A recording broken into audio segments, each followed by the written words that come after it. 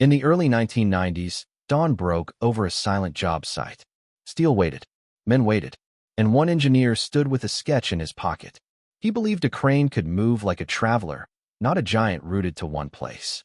People doubted him. Money was short. Time was louder than hope. But in 1994, his idea arose from the ground. A machine that changed everything. He didn't seek fame. He wanted safer days and faster nights. In the mid-1990s, roads were narrow and cities were growing. Big cranes struggled to follow the work. So he imagined one that could arrive ready, unfold, and lift without fear. Failures came first. Cold mornings. Long walks home. But he kept going. When the crane finally worked, sites felt alive again. Projects moved. People trusted the sky. It shaped a new era, not with noise, but with quiet strength. And the man smiled, knowing progress had a human heart. The morning air in the early 1990s carried a particular stillness, the kind that settles just before engines roar and metal begins to move. Dawn light crept slowly across the job site, pale and hesitant, catching on raw steel and unfinished ground. Everything seemed paused, as if the world itself were holding its breath. Steel waited. Men waited. Boots stood firm on packed dirt, hands tucked into jackets against the cold. Breath turned white and disappeared. And among them stood one engineer, quiet, observant, with a folded sketch hidden in his pocket. It was not just paper to him. It was a question, a challenge, a belief. While others saw cranes as towering giants, immovable, rooted, fixed to one place, he saw something else. He imagined movement. He imagined travel. He believed a crane could move like a traveler, not a giant bound to the ground. This belief did not announce itself loudly. It did not demand attention.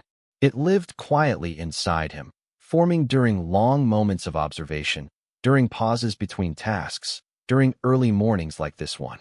Around him, the job site was familiar, rigid systems, heavy machines that arrived in pieces, cranes that took time to assemble, time that projects no longer had.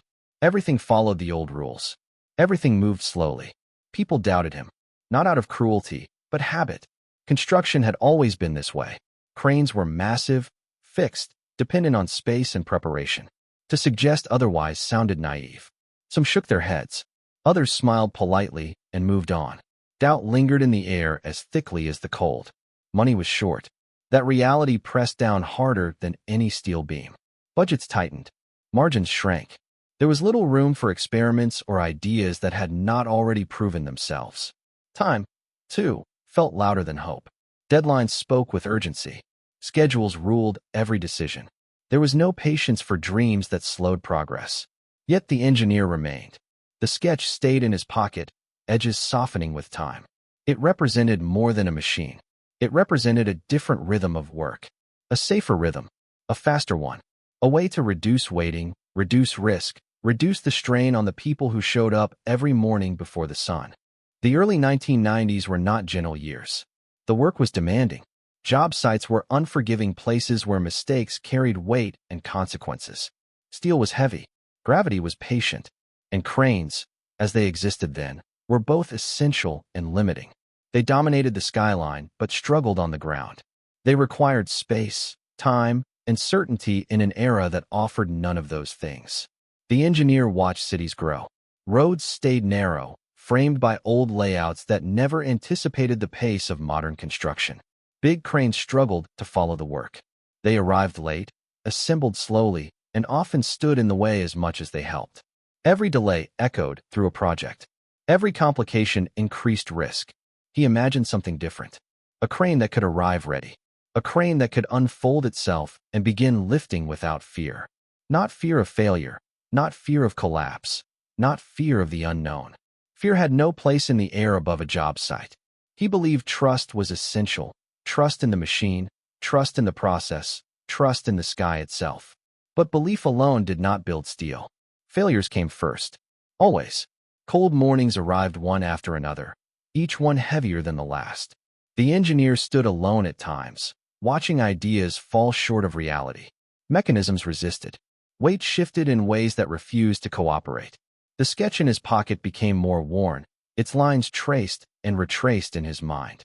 There were long walks home. Walks taken under gray skies, boots scraping pavement, thoughts louder than footsteps. The distance between effort and success felt wide.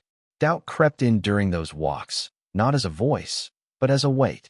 Still, he kept going. The idea would not let him rest. Time moved forward. Slowly, then all at once. By 1994, something changed. The idea rose from the ground. Not suddenly, not dramatically, but deliberately. Steel aligned. Systems responded. A machine stood where only a sketch had existed before. It was not loud. It did not announce itself with spectacle, but it stood ready. This machine changed everything, not because it was bigger or stronger, but because it was smarter. It carried within it the belief that movement mattered, that flexibility mattered, that safety and speed did not have to compete. It did not demand more from the people around it. It offered support instead. The engineer did not seek fame. He did not stand before crowds or chase recognition. His satisfaction lived elsewhere, in quieter victories. He wanted safer days and faster nights. He wanted workers to go home without injury. He wanted projects to move without delay. He wanted the sky above a job site to feel dependable. When the crane finally worked, the atmosphere changed. Job sites felt alive again. Not rushed, not chaotic, but energized. Projects moved. Steel rose with confidence.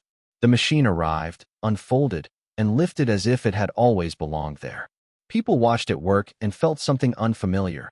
Ease. Trust returned. People trusted the sky again. They trusted what rose above them. That trust reshaped the rhythm of construction. It allowed work to continue where it once stalled. It allowed cities to grow within their narrow roads and tight spaces. This was a new era, shaped not by noise or force, but by quiet strength. The crane did not dominate. It cooperated. It did not demand attention. It earned it. Progress did not shout. It moved steadily, reliably, with purpose. And somewhere nearby, the engineer smiled. Not a wide smile, not a triumphant one, just a quiet acknowledgement. He knew the machine carried more than steel and mechanics. It carried intention. It carried care. It carried a human heart beating at the center of progress. The dawns would come again. Steel would wait again. Men would wait again. But now, something had changed. The silence no longer felt heavy. It felt full of possibility.